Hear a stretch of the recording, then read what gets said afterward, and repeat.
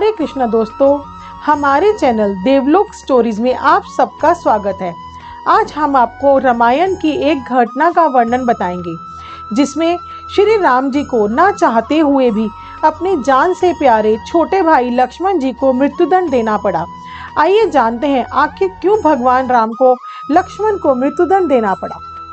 ये घटना उस वक्त की है जब श्री राम लंका विजय करके अयोध्या लौट आते हैं और अयोध्या के राजा बन जाते हैं। एक दिन यम देवता कोई महत्वपूर्ण चर्चा करने श्री राम जी के पास आते हैं। चर्चा प्रारंभ करने से पूर्व वो भगवान राम से कहते हैं कि आप जो भी प्रतिज्ञा करते हो उसे पूर्ण करते हो। मैं भी आपसे एक वचन मांगता हूँ कि जब तक मेरे और आपके बीच वार्तालाप चले तो हमारे बीच कोई नहीं आएगा और जो आएगा उसको आपको मृत्युदंड देना पड़ेगा। भगवान राम यम को वचन दे देते हैं। राम लक्ष्मण को यह कहते हुए द्वारपाल नियुक्त कर देते हैं कि जब तक उनकी और यम की बात हो रही है वो किसी को भी अंदर न आने दे, अन्यथा उसे उन्हें मृत्युदंड देना पड़ेगा। लक्ष्मण भाई की आज्ञा मानकर द्वारपाल बनकर खड़े हो जाते हैं। लक्ष्मण को द्वारपाल बने कुछ ही समय बीतता है, वहां पर ऋषि दुर्वासा का आगमन होता है। जब दुर्वासा ने लक्ष्मण से अपने आगमन के बारे में राम जी को जानकारी देने के लिए कहा तो लक्ष्मण ने विनम्रता के साथ मना कर दिया।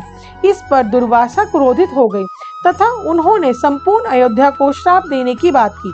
लक्ष्मण जी समझ गए कि ये एक विकट स्थिति है, इसमें या तो उन्हें रामाज्ञा का उल्लंघन करना होगा या फिर संपूर्ण नगर को ऋषि के श्राप की अग्नि में झोंकना होगा। लक्ष्मण ने शीघ्र ही यह निश्चय किया कि उनको स्वयं का बलिदान देना होगा ताकि वो नगर वासियों को ऋषि के श्राप से बचा सकें। उन्होंने भीतर जाकर ऋषि दुर्वासा के आगमन की सूचना दी। राम भगवान ने शीघ्रता से यम के साथ अपनी वार्तालाप समाप्त कर ऋषि दुर्वासा की आवभगत की, परंतु अब श्री राम दुविधा में पड़ गए क्योंकि उन्हें अपने वचन के अनुसार लक्ष्मण को मृत्युदंड देना था, तो वह समझ नहीं पा रहे थे कि अपने भाई को मृत्युदंड कैसे दें। लेकिन उन्होंने यम को वचन दिया था जिसे उन्हें निभाना भी था। अब भगवान राम दुविधा में पड़ गए कि वो क्या करें। तब उन्होंने अपनी सभा में अपने गुरुजनों के समक्ष यह प्रश्न उठाया। अब किसी को भी कुछ समझ नहीं आ रहा था कि क्या किया जाए। लक्ष्मण जी को मृत्युदंड दिया जाए और अगर नहीं देते हैं तो भगवान राम का वचन जो है वह झूठा हो जाता है। इस पर हनुमान जी ने कहा कि अगर हम अपने किसी प्रिय का त्याग कर देते हैं तो वह भी उसके लिए मृत्युदंड के समान ही होता है। और हनुमान जी की इस बात पर सभी गुरुजनों ने सहमति प्रदान की। इसलिए सबने कहा कि ठीक है, आप ऐसा कीजिए कि आप लक्ष्मण जी का त्याग कर दीजिए।